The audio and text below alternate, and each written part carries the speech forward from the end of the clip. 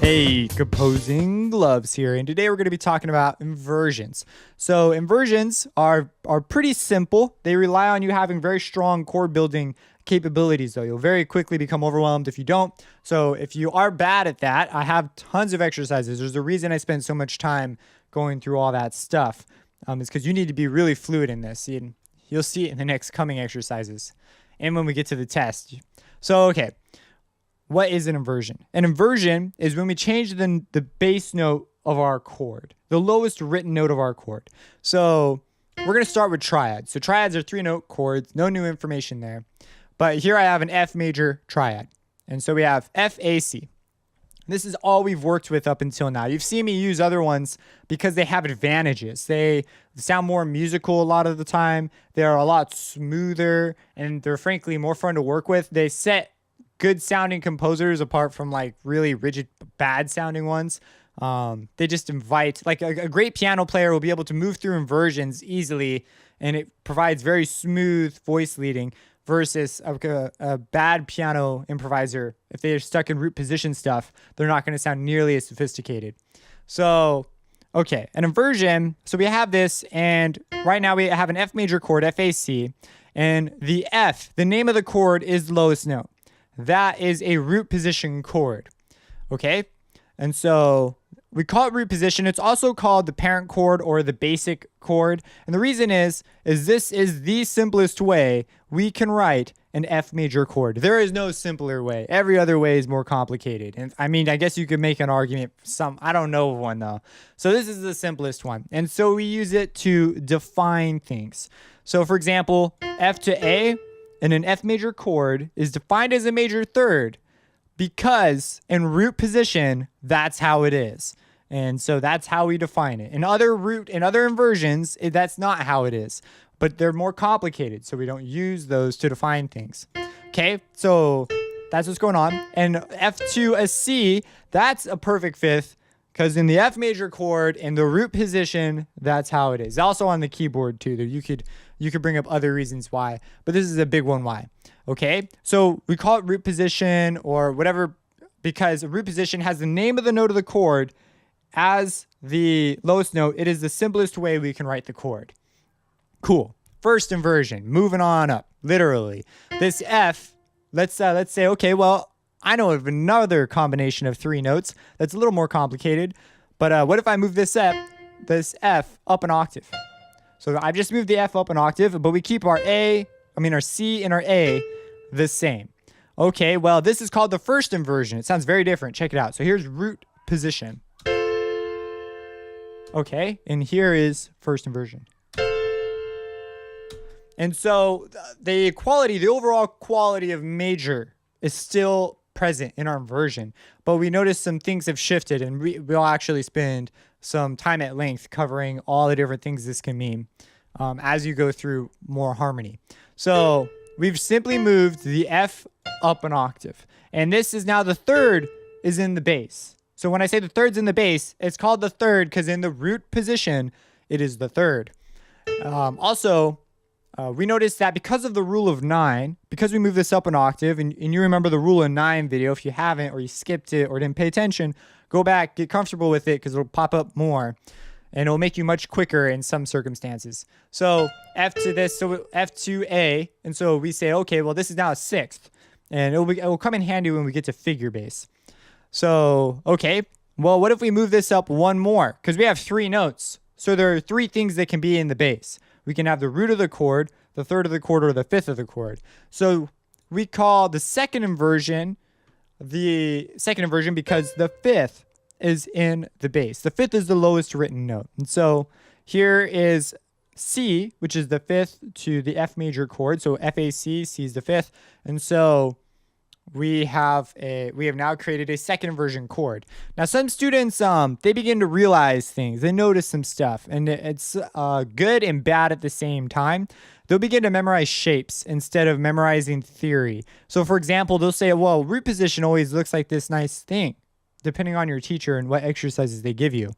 And that's not true at all. It's not always like this. It's like rarely like that. So that's not root position. A lot of them will say, well, first first inversion has 2 notes and then a note like above it. Again, we're about to just prove this stuff just dead wrong. But just so you know, don't get comfortable with the shapes. You can use them as indicators. They are kind of handy just as to make you a little quicker. And so I also pointed that out deliberately because there are these things floating around, but that's not how it works entirely. It's if the root is in the bass, if the third's in the bass, and if the fifth's in the bass. Usually students who come up with this are very poor at chord building too. So they're looking for other ways to sort of get around the system. So I'm telling you, just be good at building chords. And now you can understand by changing what note is in the base of our chord, we change the inversion. And there are more complicated things if you consider compound intervals and stuff. And we'll talk about that a little more later on. Okay, we'll just talk about it later on. Let's move on. So here we have, I wrote out this little worksheet. It's also going to be available in the theory workbook too. If you want to take a look at it, it's free. So download link in the description. So root position is when the bass note of our chord is in the bass.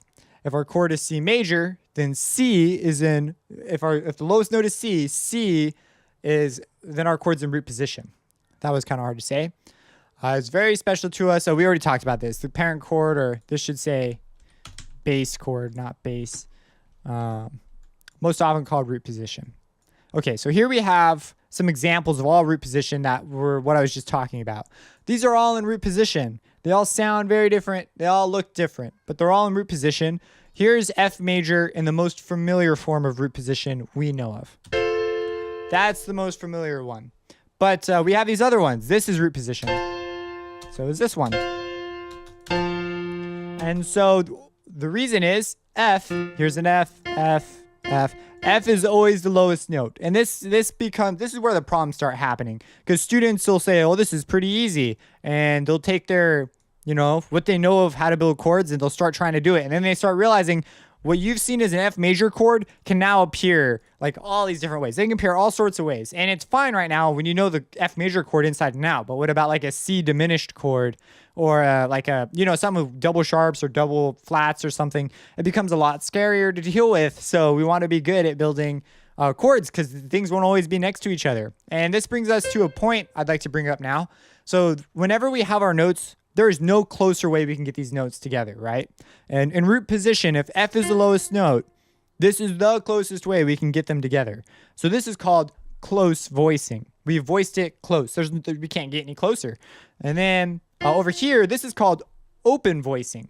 And it's open because this A could be down here, but we have it up here.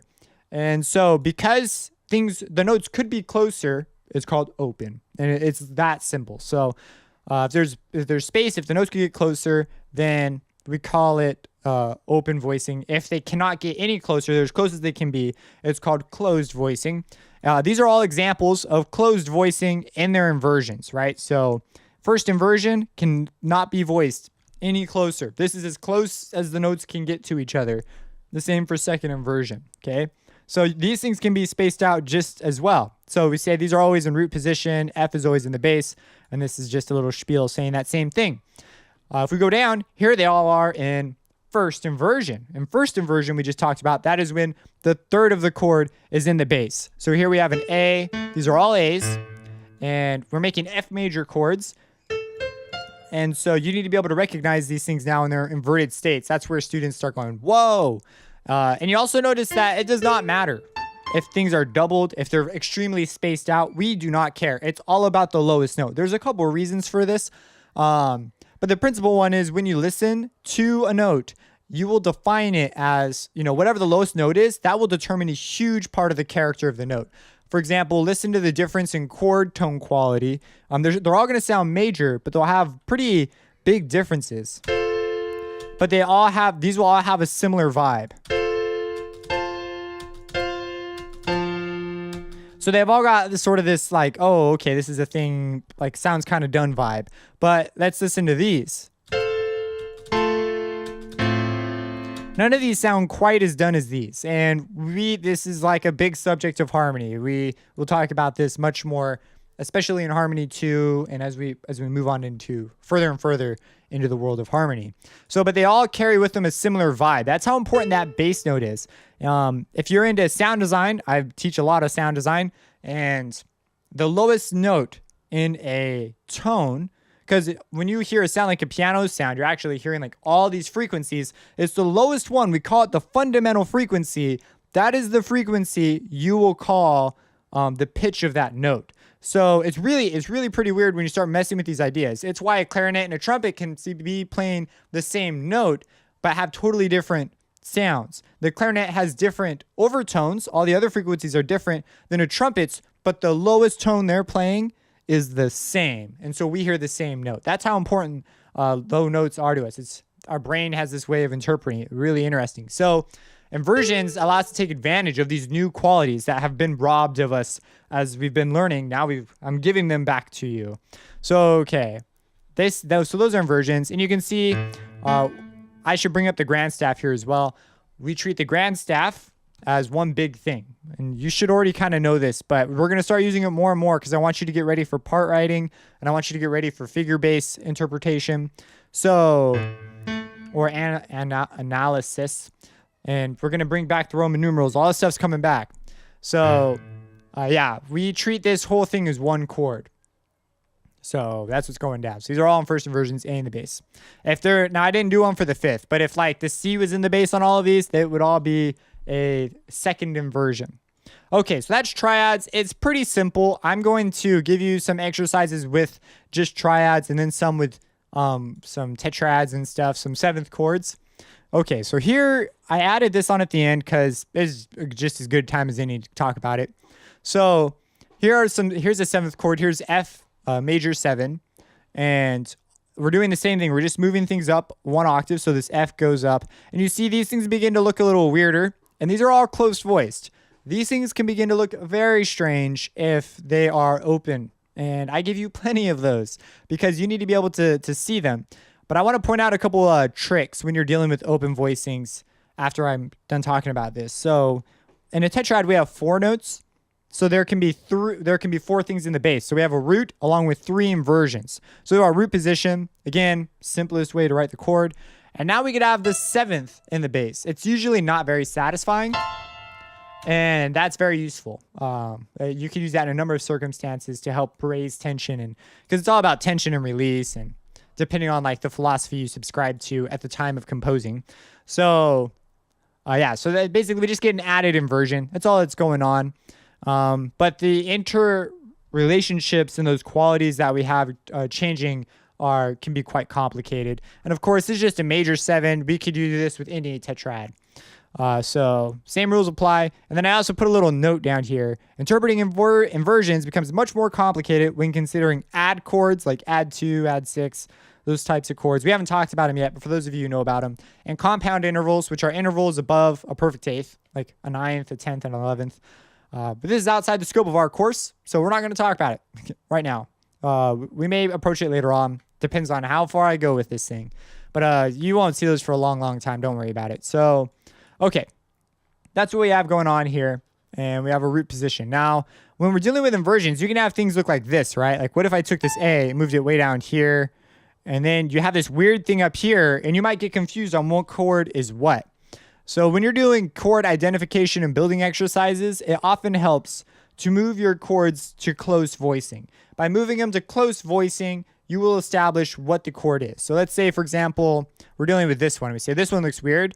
Well, let's move it to close voicing. This A could be closer. It could be down here.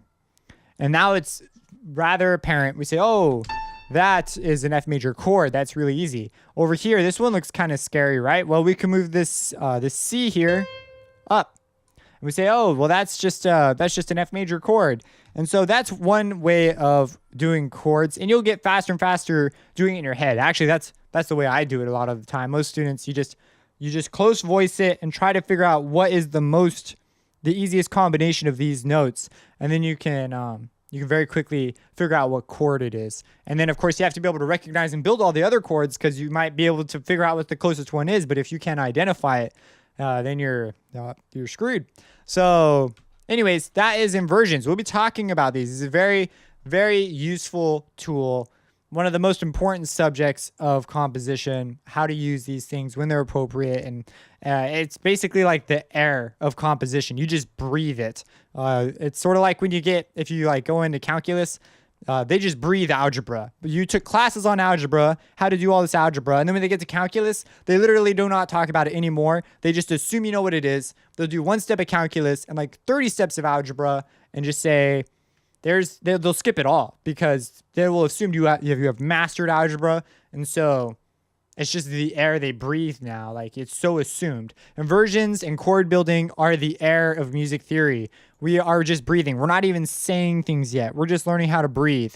When we get to saying stuff, that's when students really start getting lost. So we need to be very comfortable with these basics.